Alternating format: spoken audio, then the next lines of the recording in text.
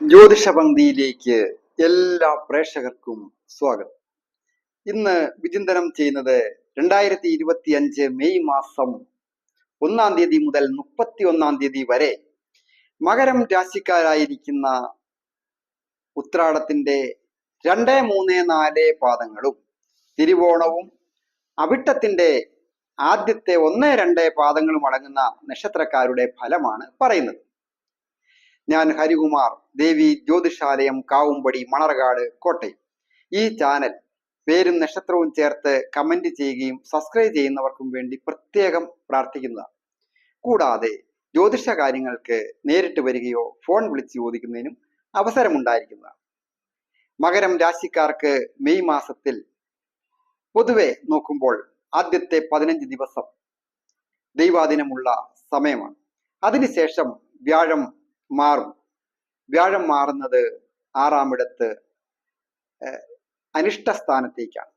അത് അത്ര തൃപ്തികരമല്ലതാണ്.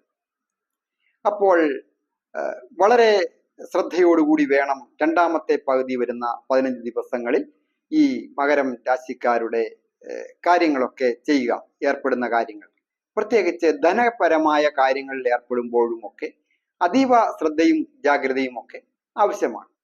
7.5 ശനിയൊക്കെ പൂർണ്ണമായി മാറി വന്നിരിക്കുന്ന ഒരു സമയമാണ്. മറ്റൊരു കാര്യം, സുഖസ്ഥാനമായ 4-ാം ഭാവം. മാതാ സുഹൃത് മാതുല ഭാഗിനേയോ ക്ഷേത്രം സുഖം വാഹനം ആസനം ജ ലാളിത്യമമ്പ ശയനഞ്ച വൃദ്ധി പാർശ്വാധികം ജന്മഗൃഹം ചതുർത്ഥാത്. അങ്ങനെയുള്ള കാര്യങ്ങളെ സൂചിപ്പിക്കുന്ന ഭാവത്തിൽ ആദിത്യൻ നിൽക്കുന്നു. അത് ഉച്ചനായിട്ടാണ് നിൽക്കുന്നത്. എന്നിരുന്നാലും ആദിത്യന് അഷ്ടമാധിപത്യ ദോഷമില്ല എങ്കിലും അഷ്ടമ ഭാവത്തിന്റെ ആധിപത്യമുള്ള ആദിത്യൻ 4-ാമിടത്ത് നിൽക്കുമ്പോൾ ഗൃഹം വിട്ടുമാറുന്നതിനോ കുറച്ചു നാളത്തേന് വാടകയ്ക്ക് പോയേക്കാം, അല്ലെങ്കിൽ ഈ ഗൃഹം വിറ്റേക്കാം, എന്നിട്ട് കുറെ നാൾ വാടകയ്ക്ക് മാറി താമസിക്കാം, അങ്ങനെയൊക്കെ തോന്നുന്ന അവസരമാണ്. അത് ചിലരെ സംബന്ധിക്കുന്നിടത്തോളം ഗുണകരമായി വരാം. അതായത് ഒരു ഗൃഹം വിറ്റ് പുതിയ ഒരു നല്ല ഗൃഹം വാങ്ങണം എന്നാഗ്രഹിച്ച് കുറെ ധനമൊക്കെ കയ്യിലുണ്ടെങ്കിൽ സാധിക്കും.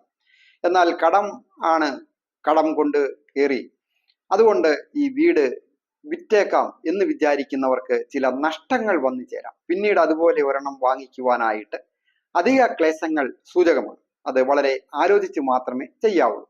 അത് കയ്യിലിരിക്കുന്ന വാഹനമായാലും വളരെ ശ്രദ്ധിക്കേണ്ടതാണ്. മാതാപിതാക്കൾക്ക്, അതുപോലെ തന്നെ കുടുംബത്തെ ഏറ്റവും സ്നേഹം തരുന്ന സുഹൃത്തുക്കളായിട്ടുള്ളവരായാലും സമൂഹത്തിലുള്ള ഏറ്റവും സ്നേഹം തരുന്ന വ്യക്തികൾക്ക് ചില ക്ലേശങ്ങൾ, ആരോഗ്യപരമായ പ്രശ്നങ്ങളോ മനക്ലേശങ്ങളോ ധനക്ലേശങ്ങളോ ഉണ്ടാകുക വഴി അത് ഈ മകരം രാശിക്കാരായ നക്ഷത്രക്കാർക്ക് ബാധകമാണ്. പല വിധത്തിലുള്ള മനക്ലേശങ്ങൾ മാതാവിനെ കുറിച്ച് ഓർത്തും ഒക്കെ അത് വളരെ ക്ഷമയോടും ശ്രദ്ധയോടും കൂടി കൈകാര്യം ചെയ്യേണ്ട ഒരു വിഷയമാണ്. സുഹൃത്തുക്കളെ സൂചിപ്പിക്കുന്ന ഭാവം, അവിടെ രാഹുവും ബുധനും ശുക്രനും സർപ്പനും ശനിയും ഒക്കെ സ്ഥിതി ചെയ്യുന്നു. അധിക പാവത്വമുണ്ട്. അപ്പോൾ സുഹൃത്തുക്കൾ മുഖാന്തരം ചില മനക്ലേശങ്ങൾ സൂചകമാണ്. കൊടുക്കൽ വാങ്ങലൊക്കെ ചെയ്യുന്നത് വളരെ ശ്രദ്ധിക്കണം. പ്രത്യേകിച്ച് സുഹൃത്തുക്കളുമായി ബന്ധപ്പെട്ട് ജോയിന്റ് അക്കൗണ്ടുകളിൽ ബിസിനസ്സുകൾ ചെയ്യുന്നവരുണ്ട്. അത് കരാർ ഉടമ്പടികളിൽ ഒപ്പുവയ്ക്കുന്നവരുണ്ട് പരസ്പരം.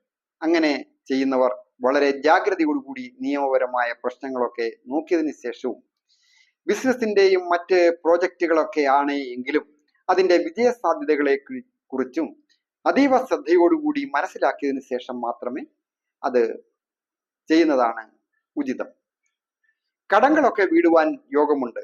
അതായത് മെയ് മാസം 15-ാം തീയതിക്ക് ശേഷം വരുന്ന രണ്ടാമത്തെ 15 ദിവസം വ്യാഴത്തിന്റെ ആനുകൂല്യം 6-ാമിടത്തേക്ക് വരികയാണ്. തസ്കരാരാദി വിഘ്നാദി വ്യാധയച്ചതനുഷതി മരണം വാ അരി ശസ്ത്രേണ ചിന്തനീയം ഷഷ്ടത എന്ന പ്രമാണപ്രകാരം കടങ്ങൾ വീടുന്നതിനും ശത്രുക്കൾ സുഹൃത്തുക്കളായി വരിക, മോശം സാഹചര്യങ്ങൾ നന്മയായിട്ട് വരിക, സഹായത്തിനായിട്ട് വരിക. ഒരാപത്ത് വരുമ്പോൾ ശത്രുക്കൾ അങ്ങനെ നോക്കുകയില്ലല്ലോ, ശത്രുത മറന്ന് സഹായിക്കും. അത് കേസുകളൊക്കെ ഉണ്ടെങ്കിൽ വിട്ടുപോകുന്നതിനും പരസ്പരം രമ്യതയിൽ വർത്തിക്കുന്നതിനും ഒക്കെ ഈ സമയം അനുകൂലമായിട്ട് വന്നുകൊണ്ടിരിക്കുകയാണ്.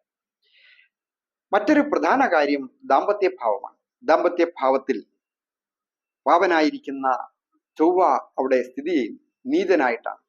നീചഭംഗം ചെയ്യുന്നൊക്കെ ഉണ്ടെങ്കിലും ദമ്പതികളായിട്ടുള്ളവർ പരസ്പരം അഭിപ്രായ വ്യത്യാസങ്ങളും അനൈക്യതകളും ഉണ്ടാകാതെ ശ്രദ്ധിക്കണം. അതുപോലെ തന്നെ ഏതെങ്കിലും തരത്തിൽ അഭിപ്രായ വ്യത്യാസങ്ങൾ ഉള്ളവരാണെങ്കിൽ പോലും കൂടുതലായിട്ട് അകൽച്ച ഉണ്ടാകാതെ നോക്കുക. വരുന്ന ഒരു നല്ല കാലം വരുമ്പോൾ തല്ലിപ്പിരിഞ്ഞു പോയിട്ട് കാര്യമില്ല. അതുകൊണ്ട് ക്ഷമയും വിട്ടുവീഴ്ചയും വാക്കുകൾ പ്രയോഗിക്കുന്നതും ഒക്കെ വളരെ ശ്രദ്ധിക്കണം. അതായത് മകരം രാശിയുടെ വാക്കിന്റെ സ്ഥാനത്തിന്റെ അധിപതിയായിരിക്കുന്ന ശനി ദുർബുദ്ധി സ്ഥാനത്ത് അധിക പാപത്തോടുകൂടി നിൽക്കുമ്പോൾ വാക്കിന്റെ സ്ഥാനത്തേക്ക് ക്രൂരഗ്രഹമായ ചൊവ്വ ദൃഷ്ടി ചെയ്യുമ്പോൾ വാക്കുകൾ കൈവിട്ടു പോകും. അത് ഗുരുക്കന്മാരോടായാലും മാതാപിതാക്കളോടായാലും ജീവിത പങ്കാളിയോടായാലും ഉറ്റ സുഹൃത്തുക്കളോടായാലും വളരെ ശ്രദ്ധയോടുകൂടി വേണം സംസാരിക്കുവാനായിട്ട്. ഞാൻ ഈ പറയുന്നത് ചെറിയ ചെറിയ കാര്യങ്ങളാണ്, ഇതൊക്കെയാണോ എന്ന് ചോദിക്കും.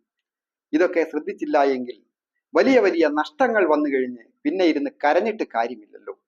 അതുകൊണ്ടാണ് ഇങ്ങനെയുള്ള ചെറിയ ചെറിയ കാര്യങ്ങൾ നമുക്ക് ചെയ്യാൻ പറ്റുന്നതാണ്. ദൈവം നമുക്ക് തരുന്നതും അനുഭവത്തിൽ വരുന്നതും വേറൊരു രീതി. എന്നിരുന്നാലും നമ്മൾ ചെയ്യേണ്ട കാര്യങ്ങൾ നമ്മൾ ചെയ്യും. ഭാഗ്യഭാവത്തിന്റെ സ്ഥിതി അനുസരിച്ചും പുരോഗതികൾ വന്നു ചേരുവാൻ യോഗമുണ്ട്. തൊഴിൽ സ്ഥാനത്തിന്റെ അധിപൻ ദുർബുദ്ധി സ്ഥാനത്താണ് നിൽക്കുന്നത്. എങ്കിലും ഉച്ചനായിട്ടൊക്കെ നിൽക്കുന്നത് കൊണ്ട് കലയുമായി ബന്ധപ്പെട്ടും കലാപരമായ കാര്യങ്ങളിൽ ഏർപ്പെട്ടും കെട്ടിട നിർമ്മാണവുമായിട്ടും വസ്ത്രനിർമ്മാണവുമായിട്ടും പാചകവുമായിട്ടും മറ്റ് ഏതൊരു കാര്യവും കരവിരുത് തെളിയിക്കുവാൻ സാധിക്കുന്ന ഒരു സമയമാണ്. പുതിയ പുതിയ കരാറുടമ്പടികൾ വന്നു ചേരുകയും സാമ്പത്തിക അഭിവൃദ്ധികൾ വന്നു ചേരുകയും ഒക്കെ ഉള്ള ഒരു നല്ല മാസമാണ്. തൊഴിൽപരമായ കാര്യങ്ങളെ സൂചിപ്പിക്കുന്ന കാര്യത്തിന് മെയ് മാസം അത് ധന ആഗമന യോഗവുമുണ്ട്. സർവ്വ അഭീഷ്ടങ്ങളും സാധിക്കും. ആഗ്രഹിക്കുന്ന ചില കാര്യങ്ങൾ ദീർഘകാലമായിട്ട് ആഗ്രഹിച്ചിട്ട് സാധിക്കാത്തത് സാധിക്കുന്നതിന് ഒന്നോ രണ്ടോ കാര്യങ്ങളെങ്കിലും വലിയ കാര്യങ്ങൾ സാധിക്കുന്നതിന് ഈ മെയ് മാസത്തിൽ യോഗം. മറ്റൊരു പ്രധാന കാര്യം വിദേശത്തെ സൂചിപ്പിക്കുന്ന കാര്യമാണ്. സ്വന്തം നാട് വിട്ടു നിൽക്കുക. അങ്ങനെയുള്ളവർക്കും പൊതുവെ നല്ലതാണ്. അത് വിദ്യാഭ്യാസ കാര്യത്തിനായിട്ട് പോയിരിക്കുന്നവർക്കും അല്ലാതെ തൊഴിൽപരമായ കാര്യങ്ങൾക്കായിട്ട് പോയിട്ട് തൊഴിലൊക്കെ വലിയ ബുദ്ധിമുട്ടിലൊക്കെ നിൽക്കുന്നവരാണ് എങ്കിലും സാമ്പത്തിക ബുദ്ധിമുട്ട് അനുഭവിക്കുന്നവരും ഒക്കെ അതിൽ നിന്ന് മുക്തരാകുവാനും പറ്റിയ ഒരു മാസമാണ് മെയ് മാസം. പൊതുവെ നോക്കുമ്പോൾ ആരോഗ്യമൊക്കെ തൃപ്തികരമായിരിക്കും. കാർഷിക രംഗത്ത് പ്രവർത്തിക്കുന്നവർക്കും മറ്റ് വാഹന സംബന്ധമായ ജോലികൾ ചെയ്യുന്നവരോ തീരദേശവുമായി ബന്ധപ്പെട്ട മത്സ്യബന്ധന വ്യാപാര വിപണനവും ഒക്കെ ബന്ധപ്പെട്ട ജോലികൾ ചെയ്യുന്നവർക്കും അങ്ങനെയുള്ള ജോലികൾക്കൊക്കെ ഒരു അനുകൂലാവസ്ഥയാണ് കാണുന്നത്. മറ്റൊരു പ്രധാന കാര്യം ഒരു സ്ഥിരമായ ജോലി ഇല്ലാതെ ഡെയിലി വേജസിനൊക്കെ ചെയ്യുക, ആഴ്ചയിൽ 2 വർക്ക് കിട്ടുക, അല്ലെങ്കിൽ മാസത്തിൽ 7 ദിവസത്തെ വർക്ക് കിട്ടുക, അങ്ങനെയൊക്കെ വലഞ്ഞുകൊണ്ടിരുന്നവർക്ക് സ്ഥിരമായ ഒരു ജോലി ലഭിക്കുവാൻ, സ്ഥിരമായ അപ്പോയിന്റ്മെന്റ് ഓർഡർ കിട്ടുവാൻ, സ്ഥിരപ്പെടുത്തുവാൻ യോഗമുള്ള മാസമാണ് മെയ് മാസം. നിങ്ങൾ ഒരു ടെമ്പററി ജീവനക്കാരനാണ് എങ്കിൽ ശ്രമിച്ചാൽ നിങ്ങൾക്ക് ഈ മാസം അത് സ്ഥിരപ്പെട്ട് കിട്ടുവാൻ യോഗമുണ്ട്. അതിന് പ്രധാനമായിട്ട് മഹാദേവന്റെ അനുഗ്രഹം ആവശ്യമാണ്. മഹാദേവന് ജലധാര പോലെയുള്ള വഴിപാടുകൾ ചെയ്യുക. അതുപോലെ തന്നെ ശാസ്താവിന് നീരാഞ്ജനം പോലെയുള്ള വഴിപാടുകളോ ഒക്കെ ചെയ്താൽ ദോഷങ്ങളൊക്കെ മാറി കൂടുതൽ അഭിവൃദ്ധികൾ വന്നു ചേരും. എല്ലാവർക്കും നന്മ വരുവാനായിട്ട് പ്രാർത്ഥിക്കും.